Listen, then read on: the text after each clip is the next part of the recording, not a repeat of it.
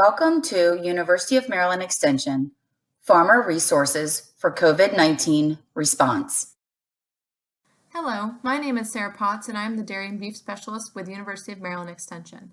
In this video, I'm going to briefly describe some steps that dairy and livestock producers can take to help them cope with the COVID-19 pandemic at the farm level.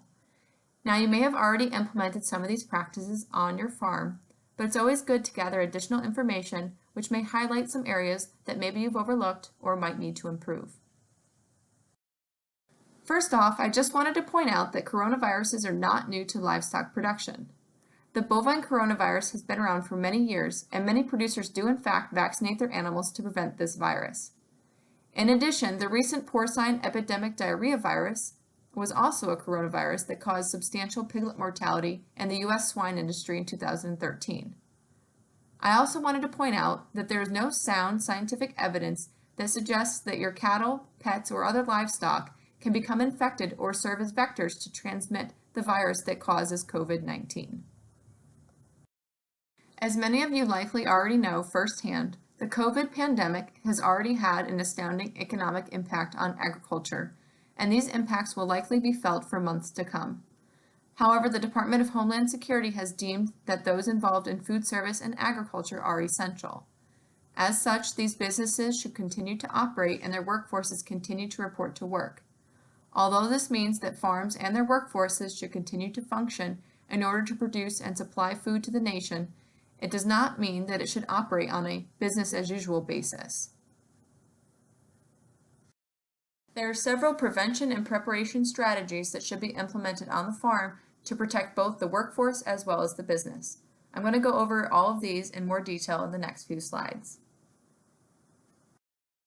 The CDC recommends social distancing and ensuring a distance of at least 6 feet in between individuals to minimize COVID-19 transmission. So what does this mean for the farm?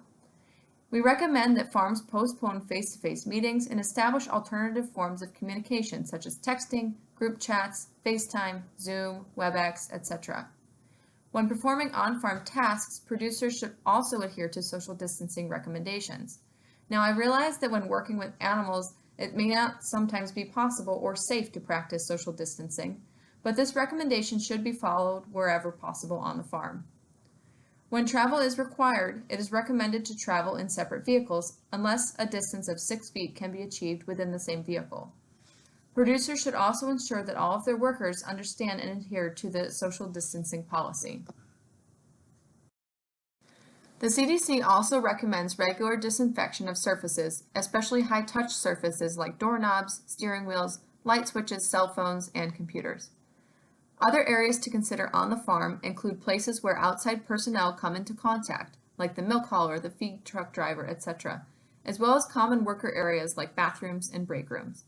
This recommendation is meant to prevent the spread of the virus should someone unknowingly carry it onto your farm. Another area to consider is to limit traffic for outside personnel. This would include anyone coming onto the farm to pick up or deliver items or provide a service.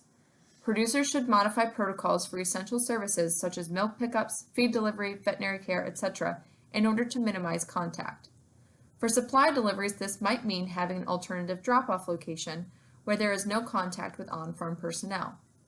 Any non-essential services should be delayed, if possible, to reduce the number of individuals coming on and off the farm. Now, I realize that there don't seem to be many non-essential services that farms utilize, but producers should at least take this into consideration.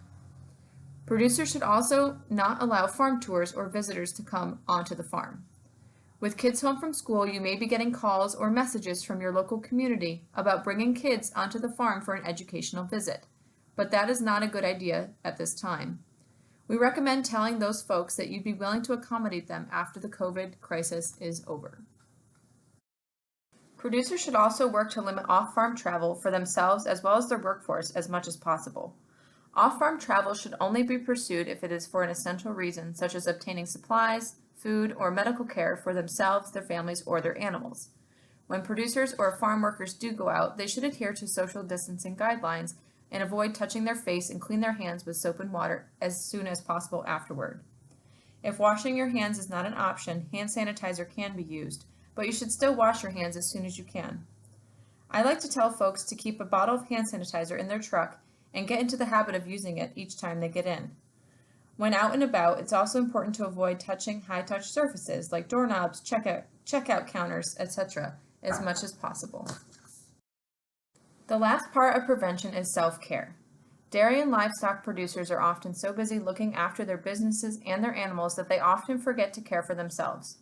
Practicing good self-care is essential to promoting a strong immune system and maintaining good health. Now we'll take a look at some preparatory actions that producers should do if they haven't already to prepare the farm for COVID-19. Producers should outline all essential chores that must be completed to maintain day-to-day operations.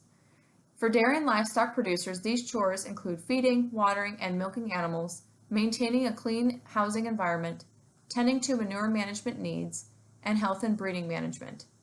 Some may argue that breeding management is non-essential, but for some operations that are seasonal, breeding management is absolutely essential. Producers should make every effort to cross-train workers to cover these essential chores so that they may fill in if the person who normally does them gets sick. If cross-training is not possible, producers should write down explicit instructions for completing these tasks. Another option could be to take short videos of these tasks being carried out. It is also important for producers to have a list of individuals who could help out with these essential chores if they or a significant portion of their workforce gets sick. This could be a neighbor or a family member who doesn't regularly work on the farm. In this regard, it is absolutely critical that step-by-step procedures for essential chores are documented somewhere. Producers should also prepare for potential issues with supply management. They should plan to order supplies or feed early in case there are any delays at the feed mill or with transportation. They should also have a backup plan if certain supplies become unavailable. This would include things like PPE or certain feeds like byproduct feeds, some of which are becoming expensive due to changes in how production facilities are operating. A big area where producers should focus is preparing to cope with supply chain disruptions. This is something that has already begun to affect dairy and livestock producers. Producers should be prepared for requests to dispose of milk or retain animals should processing facilities be temporarily closed down or overwhelmed. Feed delivery delays may also occur, and producers are encouraged to reach out to their suppliers and nutritionists, if they have not done so already, in order to discuss contingencies. The bottom line is that supply chain disruptions will likely affect most producers in the industry at some point, if they haven't already, so it's important to be prepared. The last area of preparedness relates to worker management. Producers should ensure that they have an appropriate sick leave policy that complies with the Family First Coronavirus Response Act. Producers should also ensure that a policy is in place that prohibits workers from coming to work if they are sick. If workers do come to work sick, they should be sent home. Now, I realize that this puts an additional strain onto an often already thin-stretched workforce on the farm, but this policy is important to prevent further spread of COVID-19 and to protect producers and all other personnel who work on the farm. Producers should also be aware, if they aren't already, that many of their workers may have children at home to care for who are out of school. Producers should offer some flexibility for these workers. And this might include allowing their workers to bring their kids to work if it is safe for them to do so. In summary, it is important that dairy and livestock producers be proactive in helping their farm cope with COVID-19. These strategies will be important to ensure that they are prepared to weather the COVID-19 storm.